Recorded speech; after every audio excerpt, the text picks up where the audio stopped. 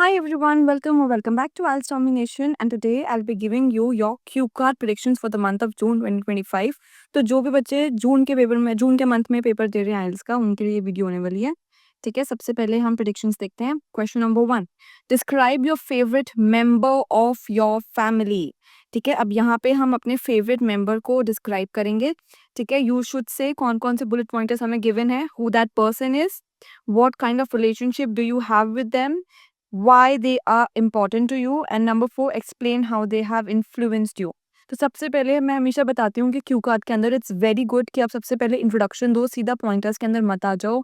कि वो very good introduction to the topic, अपने मेंबर के बारे में बताओ।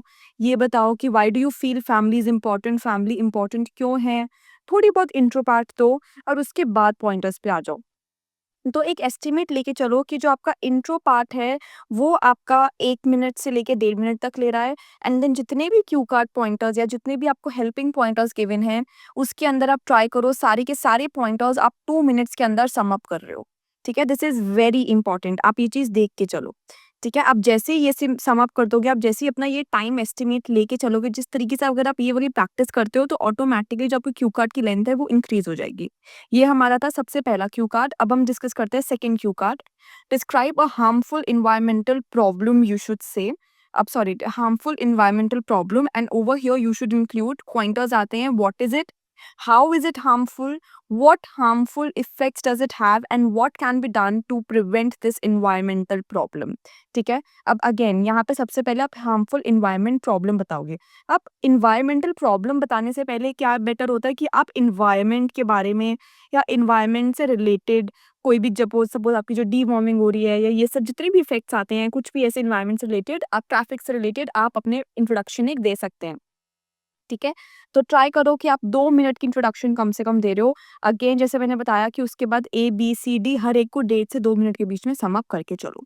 ठीक है, अगेन इनके जो सैंपल आंसर्स हैं, डिटेल सैंपल आंसर्स मेरी ई बुक के अंदर अपलोडेड हैं, एंड अगर आपको proper well structured sample answers चाहिए, please do mention that in the comment section, I will upload that also. ठीक है, question number 3, describe a celebration you enjoyed when you were a child. अब यहाँ के पे अगर आप देखोगे, आपको हेल्पिंग पॉइंटर्स 2 ही गिवन है। ठीक है, अब सबसे पहले आप इंपॉर्टेंस ऑफ सेलिब्रेशन बताओगे कि क्यों हमें अपने घर पे फेस्टिवल्स या ये सब सेलिब्रेट करना चाहिए, क्यों हमें अपने घर पे हैप्पी मोमेंट्स को सेलिब्रेट करना चाहिए। तो सबसे पहले आप एक इंपॉर्टेंस ऑफ सेलिब्रेशन बता सकते हो यहाँ पे। ठीक है, और उसके बाद आप चिल्ड्रन के पर्सपेक्टिव से मोमेंट्स बनाना या मेमोरीज बनाना क्यों इंपॉर्टेंट होता है, आप इसके बारे में इंट्रोडक्शन दे सकते हो।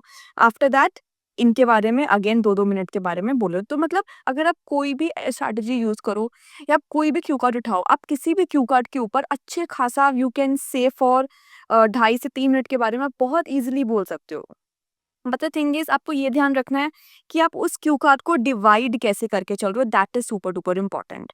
ठीक है, अब हम डिस्कस करते हैं question number 4, describe an occasion when you experienced extreme weather conditions. Over here you should say when was this, where were you, what was the weather like, and say how you felt about the experience. I hope कि आप ये सारे cue cards मेरे साथ लिख रहे होगे, and if you not you can take the screenshot और अपने नोट्स में जॉट डाउन कर सकते हो। प्लीज़ इंश्योर कि अगर आप जून के मंथ पे अपना आइल्स का पेपर दे रहे हो, स्पीकिंग का पेपर दे रहे हो, प्लीज़ इन वाले क्वेश्चंस को अच्छे से प्रिपेयर करके जाना।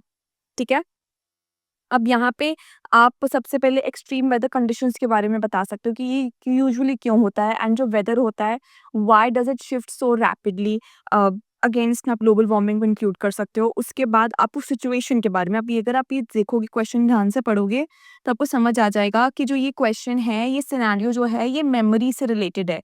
मतलब कोई पास्ट मेमोरी से रिलेटेड है, मतलब आपको पास्ट के बारे में एक्सप्लेन करना है, तो आपके टेंसेस यहाँ पे शिफ्ट हो जाएंगे।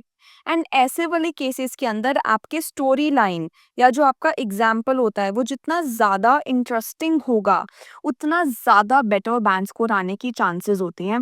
बिकॉज अगेन अगर आपका एग्जाम्पल ही बहुत ज़्यादा कैची होता है, your examiner feel more towards your answer, and उनका एक ज़्यादा इंटरेस्ट पड़ता है, राइट। तो आपको ज़्यादा कोशिश नहीं करनी होती इंटरेस्ट डेवलप करने की या वर्ड जितने ज़्यादा कैची यूज़ करने की, वो ऑटोमेटिकली एक मूवमेंट शिफ्ट हो जाता है। तो आपका जो मेकअप मेजर फोकस फिर किस पे रहता है, थोड़ा बहुत वोकैबुलरी पे, थोड़ा बहुत टोन पे, थोड़ा बहुत फ्लुएंसी पे, फिर इस पे रहता है। ठीक है, अब हम डिस्कस करते हैं last question, question number 5, describe a foreign land you have never been to. ठीक है? ये आपके लिए ईज़ी होना चाहिए बिकॉज़ अगर आप आइल्स का पेपर बाहर जाने के लिए प्रैक्टिस कर रहे हो, तो आपके लिए ऑब्वियसली काफ़ी कंट्रीज़ होंगी जहाँ पे आप नहीं गए and you can explain that, ठीक है? So a where the nation is, nation country, when you will go there, why you might want to go there and say why this is decent nation to visit, ठीक है? अब सबसे पहले आप यहाँ पे क्या बता सकते हो, फॉरेन लैंड मतलब जो फॉरेन कंट्रीज़ हो गए, वहाँ पे क्यों जाना चाहिए, आप उनके बारे में बता सकते हो कि व्हाई दे आर गुड या उनके बेनिफिट्स या फिर why travelling you feel is more important. तो अगर मे बी अगर आपको कंट्री के बारे में इतना डिटेल में नहीं पता, तो you can link this particular question to travelling.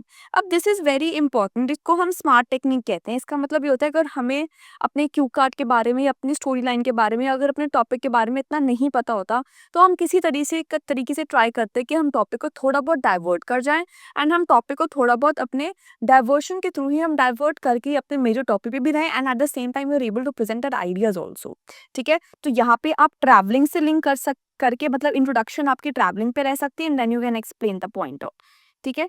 तो over here where the nation is, location के बारे में बता सकते हो, when you will go there मतलब again planning, you can plan the things की I am planning to go with my family और maybe you are planning to go individually और मे बी विद फ्रेंड्स और whatever the case is, ठीक है? तो again यहाँ पे एक एक मिनट आप बहुत इजीली अपने पॉइंटर्स के बारे में बोल सकते हो। अब ये चीज़ मैंने इंस्टाग्राम पे भी समझाई थी, मैं इधर भी समझा देती हूँ कि ये चीज़ समझना कि यहाँ पे क्या लिखा होता है, यू शुड से। शुड और मस्ट में बहुत मेजर डिफरेंस होता है, ठीक है? शुड का मतलब कि अगर आपको लगता है आप ये पॉइंटर्स इंक्लूड कर सकते हो, it is not compulsory. Must का मतलब होता है कि ये यहाँ पे कंपल्सरी ही है। This is very important to understand.